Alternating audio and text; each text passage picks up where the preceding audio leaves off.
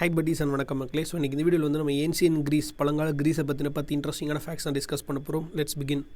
So first fact என்ன அப்படின்னு பார்த்தீங்கன்னா, பொலிட்டிக்ஸில் வந்து மக்களால் தேர்ந்தெடுக்கப்பட்ட ஆட்சியை வந்து டெமோக்ரஸி அப்படின்னு சொல்கிறோம். அந்த டெமோக்ரஸி ஆரிஜின் ஆனதே கிரீஸில் அப்படின்னு தான் நிறைய ஹிஸ்டாரியன்ஸோட கருத்து. அதாவது வேர்ல்ட்ஸ் ஓல்டஸ்ட் டெமோக்ரஸியே கிரீஸில் தான் ஆரம்பிச்சது அப்படிங்கிறது. ஆனால் அந்த கிரீஸ்லேயே வந்து பார்த்தீங்கன்னா அந்த democracy it has lasted for only 185 years. So Athens நகரம் வந்து ரொம்ப பழமையான நகரம், நம்ம எல்லாருக்குமே தெரியும். அந்த ஏத்தன்ஸ் நகரத்தில் 40-80% மக்கள் வந்து அடிமைகளாக ஸ்லேவ்ஸாக தான் வந்து ட்ரீட் பண்ணப்பட்டிருக்காங்க.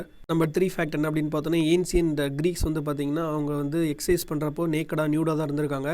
ஸோ இது ஒரு இன்ட்ரெஸ்டிங்கான ஃபேக்ட் என்ன அப்படின்னு பார்த்தோன்னா, இப்போ ஜிம்னாசியம் நம்ம சொல்கிறோம்ல, அந்த ஜிம்னாஸ் அப்படிங்கிற டேர்மே வந்து கிரீஸ் டேர்ம் தான். அப்படின்னா வந்து நியூட் ஆர் நேக்கடுன்னு தான் அர்த்தம். ஸோ உங்கள் ஃப்ரெண்ட் யாராவது ஜிம்னாசியம் போகிறாங்க அப்படின்னா, ஜிம்னாசியம் அப்படிங்கிறது வந்து ஏன்சியன் கிரீஸில் அவங்க வந்து நியூடாக எக்ஸசைஸ் பண்ணக்கூடிய இடம். அண்ட் ஆல்சோ அந்த இடத்துல வந்து ஒன்லி அடல்ட் மேல்ஸை மட்டும் தான் அனுமதிச்சிருக்காங்க. அந்த மாதிரி சிஸ்டம் ஒரு காலத்தில் இருந்திருக்கு கிரீஸில். So gymnasium directly proportional to being naked and exercising. Number 4 fact என்ன அப்படின்னு பார்த்தோன்னா, கிரீஸில் வந்து 2 ஃபேமஸான நகரங்கள், ஒன்று ஏத்தன்ஸ், ஒன்று வந்து ஸ்பார்ட்டா. ஏத்தன்ஸில் இருக்கிற மக்கள் வந்து பார்த்திங்கன்னா 7 வயசு ஆயிடுச்சு அப்படின்னா அவங்களை வந்து ஸ்கூலுக்கு எஜுகேஷன் அனுப்பிடுவாங்க. அதே இது ஸ்பார்ட்டாவில் வந்து பார்த்திங்கன்னா பராக்ஸ், அதாவது போர்க்கல்வி கற்றுக்கிறதுக்காக வாரியர் சோல்ஜராக மாறுறதுக்கான ஒரு ட்ரைனிங் வந்து ஸ்பார்ட்டாவில் இருக்கிறவங்க பண்ணுவாங்க. ஸோ கிரீஸில் ஏத்தன்ஸில் வந்து பார்த்திங்கன்னா எஜுகேஷனுக்கு இம்பார்ட்டன்ஸ் கொடுத்துருக்காங்க, ஸ்பார்ட்டாவில் வந்து பார்த்திங்கன்னா வாரியர் ஆகிறதுக்காக இம்பார்ட்டன்ஸ் கொடுத்துருக்காங்க அப்படிங்கிறதையும் தெரிஞ்சுக்கணும். ஃபேக்ட் நம்பர் 5 என்ன அப்படின்னு பார்த்தோன்னா, கிரீஸ் வந்து ரொம்ப ஃபேமஸான மேத்தமெட்டிஷியன்ஸ் வந்து ப்ரொடியூஸ் பண்ணியிருக்கு. பித்தாகரஸ் தியரம் நம்மளால் கேள்விப்பட்டிருப்போம். அதை கொடுத்த பித்தாகரஸ் ஆகட்டும், அது ஈக்குவலிட் அப்படின்னு சொல்ல பார்த்தா ஃபாதர் ஆஃப் ஜாமெட்ரி அப்படின்னு சொல்லுவோம் பார்த்தீங்களா. ஸோ அவருமே பிறந்து வளர்ந்தது எல்லாமே வந்து கிரீஸில் தான். அண்ட் ஆர்கிமிடிஸ் நம்ம எல்லாமே கேள்விப்பட்டிருவோம். யூரேக்கான்னு சொல்லி ஒரு விஷயத்தை கண்டுபிடிச்சிட்டு, அதாவது ஒரு கல்லை எடுத்து ஒரு லிக்யூடில் போட்டோம் அப்படின்னா எவ்வளோ தூரம் வாட்டர் வந்து டிஸ்போஸ் ஆகுது, வெளியே வருதோ, அதுதான் அந்த கல்லோட வெயிட், ஒரு ஆப்ஜெக்டோட வெயிட் அப்படிங்கிறத கண்டுபிடிச்சது தான் ஆர்கிமிடிஸ். அவர் யூரேக்கான்னு சொல்லி கத்திட்டு ஓடுவார் சின்ன வயசில், நீங்கள் எல்லாமே கேள்விப்பட்டிருப்பீங்க இல்லையா. ஸோ அந்த ஸ்டோரிக்கு உரிமையான மனிதரும் வந்து ஹி பிலாங்ஸ் டு கிரீஸ் தான். ஸோ அந்த மாதிரி உலகத்துக்கு அதிமேதைகள் வந்து கிரீஸ் கொடுத்துருக்கு. இன்ஃபேக்ட் பழைய ஃபிலாசபர்ஸ் எல்லாருமே பார்த்தாலுமே வந்து அவங்க கிரீஸ்லேருந்து தான் வந்துருந்துருக்காங்க. ஸோ ஒரு மிக சிறந்த மண் அண்ட் மிக சிறந்த மனிதர்களை ப்ரொடியூஸ் பண்ண ஒரு பிளேஸ் தான் கிரீஸ். நம்பர் 6 வந்து ஒரு கிரேசியான ஃபேக்ட் என்ன அப்படின்னு பார்த்தோன்னா, ஒருத்தர் லவ் பண்ணால் நம்ம என்ன பண்ணுவோம், ஒன்று லெட்டர் கொடுப்போம், இல்லை வந்து இந்த காலத்தில் வந்து மெசேஜ் பண்ணுறோம், இல்லை நேரில் போய் பேசுகிறோம். ஆனால் ஏன்சியன் கிரீஸில் வந்து ஒருத்தங்க மேலே ஆப்பிள் தூக்கி போட்டாங்க அப்படின்னா it's a form of proposing once love. நான் உன்னை லவ் பண்ணுறேன், உன்னை எனக்கு பிடிச்சிருக்கு அப்படிங்கிறத வெளிப்படுத்துறதுக்காக. ஸோ யார் மேலே ஆப்பிள் தூக்கி போடணும் அப்படின்னா நான் ஏன்சியன் கிரீஸ் மெத்தடை ஃபாலோ பண்ணேன், ஐ லவ் யூன்னு சொல்லி நீங்கள் வேணால் ட்ரை பண்ணி பாருங்கள். ஃபேக்ட் நம்பர் 7 என்ன அப்படின்னு பார்த்தோன்னா, ஏன்சியன் ரோமன்ஸ் வந்து அந்த பப்ளிக் பாத் இருக்குது பார்த்தீங்களா, பப்ளிக்காக குளிக்கிறதுக்குன்னு ஒரு இடம் இருக்குல்ல. ஸோ அதை வந்து அடிக்கடி விசிட் பண்ணிட்டு இருந்திருக்காங்க. ஒரு நாளைக்கு மட்டுமே நிறைய தடவை குளிச்சிருக்காங்க. ஸோ குளிக்கிற பழக்கம், சுத்தமாக இருக்கிற பழக்கம் வந்து ஏன்சியன் ரோமன்ஸ் கிட்ட அதிகமாக இருந்திருக்கு. ஸோ கிரீஸ் நகரத்தில் வாழ்ந்த மக்கள் வந்து அந்த கிரீஸ் நாட்டு மக்கள் ரொம்பவே சுத்தபத்தமாக இருந்திருக்காங்க அப்படிங்கிறது தெரிஞ்சுக்கணும். ஸோ இப்போ நாளடைவில் வந்து குளிக்கிறதே ஒரு போரிங்கான விஷயமாக தான் ஆகிட்டு இருக்கு, அது வேறு விஷயம்.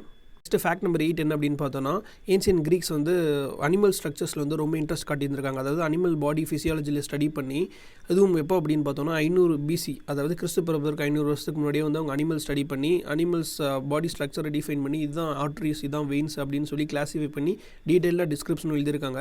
ஸோ ஹியூமன்ஸை தாண்டி அனிமல்ஸோட பாடியும் ஸ்டடி பண்ணுறதுலையும் வந்து கிரேக்க மக்கள் வந்து கை தேர்ந்தவர்கள் அப்படிங்கிறதையும் நம்ம தெரிஞ்சுக்கணும். நெக்ஸ்ட் ஃபேக்ட் நம்பர் 9 வந்து என்ன அப்படின்னு பார்த்தோன்னா, இப்போ டெய்லி வந்து நம்ம வந்து பீன்ஸ் அப்படிங்கிறத கன்சியூம் பண்ணிட்டு இருக்கோம். பட் ஏன்சியன் கிரீக்ஸ் வந்து பீன்ஸை பார்த்தாலே வந்து பதறி அடிச்சு ஓடுவாங்க. பீன்ஸை வந்து கன்சியூம் பண்ண மாட்டாங்க அப்படின்னு தான் சொல்லணும்.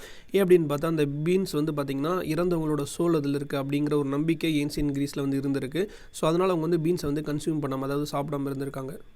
Last but not the least வந்து பார்த்திங்கன்னா இன்ட்ரெஸ்டிங் அண்ட் ஆல்சோ வந்து நம்ம சொசைட்டிக்கு ஒரு எஜுகேஷனல் பாயிண்ட்டோட நான் முடிக்கிறேன். என்ன அப்படின்னு பார்த்தோன்னா, இப்போ வந்து ஒலிம்பிக்ஸ் அப்படிங்கிறது 1896 ஸ்டார்ட் ஆச்சுன்னு நம்ம நினச்சிட்டு இருக்கோம் இல்லையா. ஸோ பட் அதுக்கு முன்னாடி ஏன்சியன் ரோமன்ஸ் வந்து பார்த்திங்கன்னா 776 BC, அதாவது கிறிஸ்து பிறப்பதற்கு 776 வருஷத்துக்கு முன்னாடி இருந்தே அவங்க வந்து ஒலிம்பிக்ஸ் கேம்ஸ் அப்படிங்கிற ஒரு விஷயத்தை கான்செப்ட் வச்சுருந்துருக்காங்க.